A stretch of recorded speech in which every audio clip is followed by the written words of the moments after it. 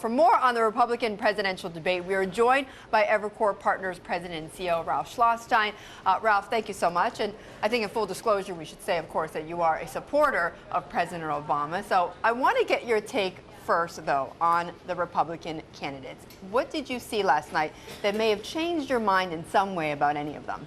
Well, I think you heard a pretty strong articulation by all of them that they believe that the best thing for the economy is to step back from regulation, to let the private sector do its work. And, while I think there's a lot of merit to that, and not to have any changes or certainly increases in the revenues of the government. What I heard was a return to the policies of the mid to late 2007-8 period, which got us into a pretty significant mess with a very high deficits and low taxes, high deficits. Is that what you mean? Low taxes, okay. High deficits, and also obviously a very, very severe financial crisis. I can't believe that people really want to return to that. Get back to that. Who do you think, though, had presented the most sound economic, comments or plans? Well, I think in the debate, there was a lot of jabbing back and forth. Certainly, we all know what 999 is now. Right. And in fairness to Mr. Cain, I do think that a general policy that places higher taxation on consumption and lower taxation on earned income and investment is a good thing for the country. Right now, it's just a slogan. It's not a plan. I think if you look at... So you support the thesis? The general thesis, I think, has some merit. But it's the execution part of it, yeah, right? and slogans don't really do a lot in the American economy. You're too young to remember whip inflation now. Win. Well, slogans won't fix the economy. They might rile the American public, though. Well, I think the American public is sufficiently riled and upset already, and we're certainly seeing the tip of the iceberg of that as well. Was there anything, anything in the sense that you felt among the candidates that would at least be elements that you could see put into place in an Obama White House? Well, I think there is pretty broad consensus between both parties on a number of things. We're not going to see that, unfortunately, I don't think, for the next 14 months because we're in a very long campaign season. But there's definitely consensus that we need $4+ trillion of budget adjustments to set our long-term fiscal house in order. I think there's also agreement that we need to torque spending a little more toward investment in infrastructure and R&D and education and away from transfer programs, so-called entitlements. I think there's also a pretty broad consensus, both with respect to the personal income tax and the corporate tax, that we should have a lower, simpler system with a much broader tax base. Now, sadly, for all of us who care deeply about this country, it's not at all clear that we're going to make an iota of progress on those things in the next 14 months. I want to bring in, and what is next for the candidates? I want to bring in our Bloomberg political analyst, Dowd, from Hanover, New Hampshire. He's been there over the last several days, joining us and discussing and analyzing the debate. And also joining us again, of course, is Evercore's CEO, Ralph Schlosstein, with more on the Wall Street angle. But Matt, let me start with you. Were there other points during this debate that you saw that also didn't ring true? Well, I think, a broader point that not necessarily factual, but the broader point was that Governor Perry has this great record in Texas that he's talked a lot about, and everybody had an expectation that he was going to show up and give some specifics of a vision of a plan for the economy of the United States as a whole. And he tried to sort of answer it and was a little sketchy on the energy, but then he basically said, wait for the next 3 days. And so I think, though not a fact check, but is much more of a gut check, that the governor didn't really show up, and he had a great opportunity. That he doesn't have one, right? He doesn't have a plan. Well, he had Yeah, he had a great opportunity between Herman Cain's plan that many people think is too simple and Mitt Romney's plan, what some people think is too complicated. He could have laid out something that was just right. And he didn't do that, and I think that's a problem. So I don't think he met that gut check in this debate on that. You know what I thought was interesting was that Perry and Romney, who have sparred in the past in these debates, Romney didn't really engage Perry much at all during this debate. No, I think Governor Romney's tone in this debate, which is I think he's trying to build up a sense of inevitability to win the nomination in this process, accumulating endorsements, and now how he conducted himself at the debate. His even softball question to Michelle Bachmann, I think, was a signal that he wants to start coalescing this race. I think Mitt Romney right now doesn't really see anybody else as a key opponent. He obviously has to contend with Herman Cain, who's risen in the polls, but I think he thinks Rick Perry basically has hurt himself over the course of the last month, and he doesn't need to worry about it. And his goal right now is to convince people he's going to be the nominee, and so everybody ought to start gathering around him. Ralph, a lot of people talk about Mitt Romney's 59-point plan, right? And that it's even too complicated for the American public, much less, for economists, much less the American public to understand. That there are parts of it that also don't make sense. Although is Mitt Romney a candidate that you could support if he ended up being the Republican? Well, I'm going to support President Obama in the election, but if Romney is elected, of course, all of us in this country who care deeply about this country are going to rally around our next president, who I strongly believe will be President Obama. But whoever that person is, we have some major short-term and long-term economic issues to confront, and the president is obviously at the head of that parade in solving them, and we'll rally around him. Let me ask this more elegantly. The 59-point plan, is there any part in Mitt Romney's plan, though, that makes sense to you, that you think is sound? There are certainly parts of his plan, the parts that talk about broadening the tax base and lowering rates. I do believe that ultimately, when Republicans and Democrats come together, which they will, hopefully before the election, but more probably after it, we will have a compromise that deviates from the Republican orthodoxy, which says absolutely no more revenues, because you can't solve a $4 trillion problem without any more revenues. We have revenues in this country today, federal revenues, as a percentage of GDP that are 15%. That's the lowest by far in history. So we're not going to solve our problem without moving from the Republican orthodoxy. Right. Similarly, we're not going to solve it by not moving from the Democratic orthodoxy.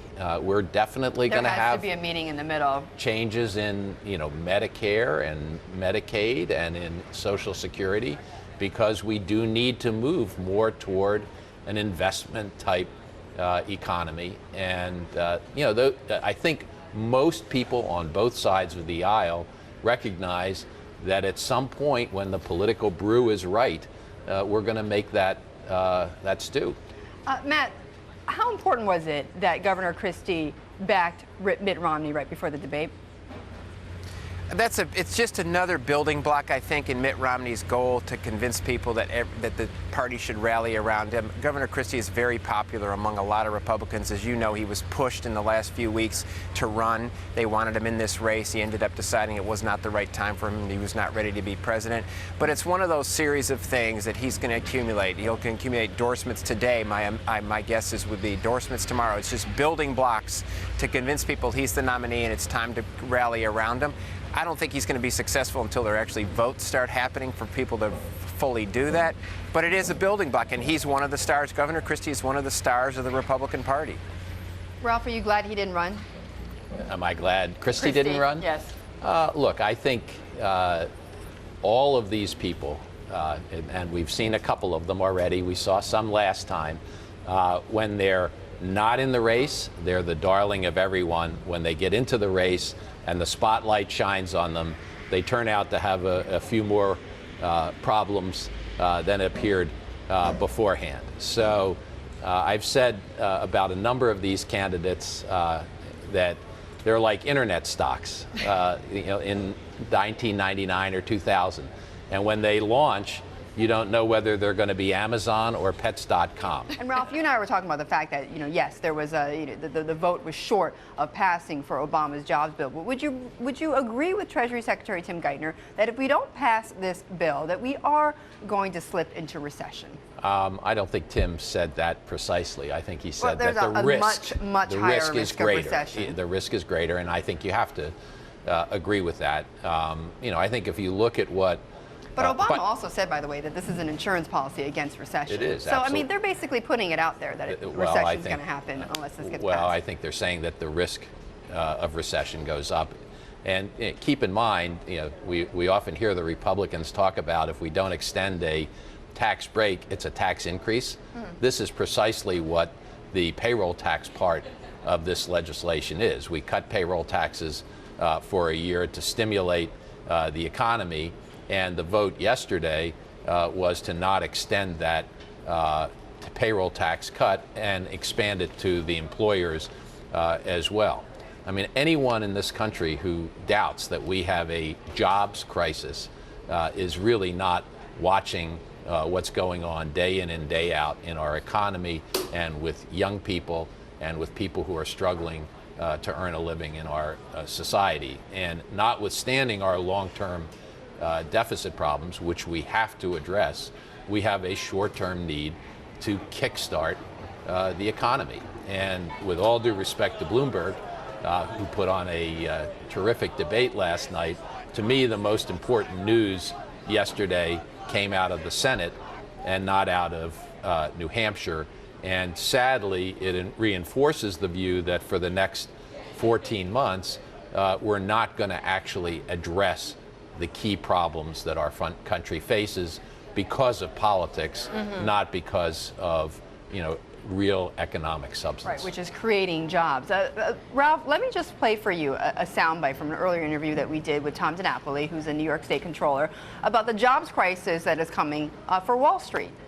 You're seeing more emphasis on base pay, salaries being higher. We've seen an increase in base salary pay, and more in terms of bonuses and incentives that are paid out over time. So it's a combination of factors. It's certainly going to be lower than it was last year. You agree with him? Well, I agree with him in two respects. I think, number one, if you look at activity, less in the lending businesses of the big banks, but in the capital markets and flow businesses of the capital markets part of those big banks and in the Goldman Sachs and Morgan Stanleys, activity is down. It's down in the equity markets, it's down in the fixed income markets, it's down in derivatives. So in any business where you have less activity, you're going to have less revenue and less money to pay people, and businesses adjust in two ways. They adjust by reducing headcount, and they adjust by cutting variable compensation. Now, one of the effects of what's happened in the last few years is we increased salaries on Wall Street at the expense of bonuses, and because the fixed cost of each employee is higher, that means we'll probably have a little more of that adjustment in the form of layoffs than we would have historically. Let me just get your final thoughts on the earnings season, because we had Alcoa missing estimates, and I don't want to make too much about the company itself, but the CEO was very interesting. He said, look, we are worrying ourselves into a global recession, and what I see is that orders are not coming in because there's a lack of confidence rather than a lack of demand. What do you make of that? I think we have a global lack of confidence particularly in our governmental institutions, and in getting it right on economic policy.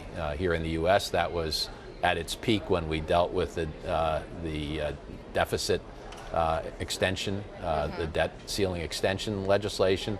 We're seeing the same thing in Europe right now, which is lurching very, very slowly toward hopefully a solution which is not a crack up, but a real solution to their very serious problems there.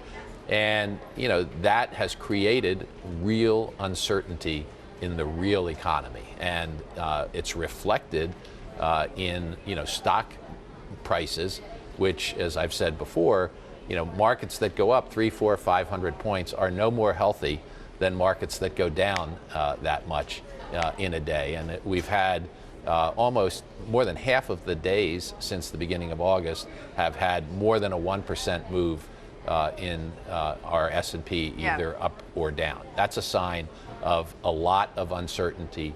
Uncertainty is threatening to the economy. So I think what Klaus Kleinfeld said is a real problem.